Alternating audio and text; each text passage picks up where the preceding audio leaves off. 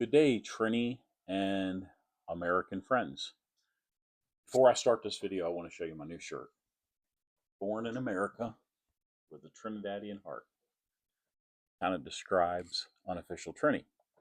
So today, what I wanted to do was cover a couple things. But first of all, let me introduce myself.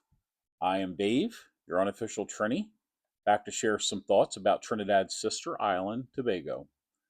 And recently, I read that 99% of tourists skip Tobago altogether. And I feel that that's a huge mistake because Tobago, it's just not a place that people should skip. When when I think of Trinidad and Tobago, I think about mainly the first thought is Trinidad, just like probably most people do, right?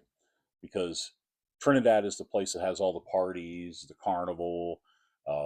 That's where the city vibes are. But Tobago gets ignored. It's really so close. It's a short flight away. It's 20 to 25 minutes. Or if you take a ferry, it's a little bit longer, but hopefully your stomach can handle that ride. But um, just another option to get there. Tobago is quieter, it's smaller, less hype. The thing I like about it the most is there's no mega resorts, there's no massive nightlife. They do have nightlife, but not like you would think of when you think of Trinidad. Um, but to me, that's what makes it so special. You get empty beaches. The water is so clear. I remember when we went there, you could see little fish swimming around. It's so clear you could see the bottom of your feet, and that's something that in America, when people think of a Caribbean island, they think of those beaches with the water that's so clear that you can look down and see your feet. And I think if you're born there, if you grow up in Trinidad or Tobago, you I don't know if you ever get used to seeing that, to be honest with you. But to me, it's amazing to see that. We don't have that in America. But in Tobago, you don't have the crowds, you don't have the chaos. It's just peace. So while tourists are on on the other beaches fighting for space, Tobago stays untouched. If you're planning, my recommendation is this: if you're planning a long weekend, I would rent a guest house in either Boco or Pigeon Point, which is where we stayed when we were there, probably 15 years ago. Um,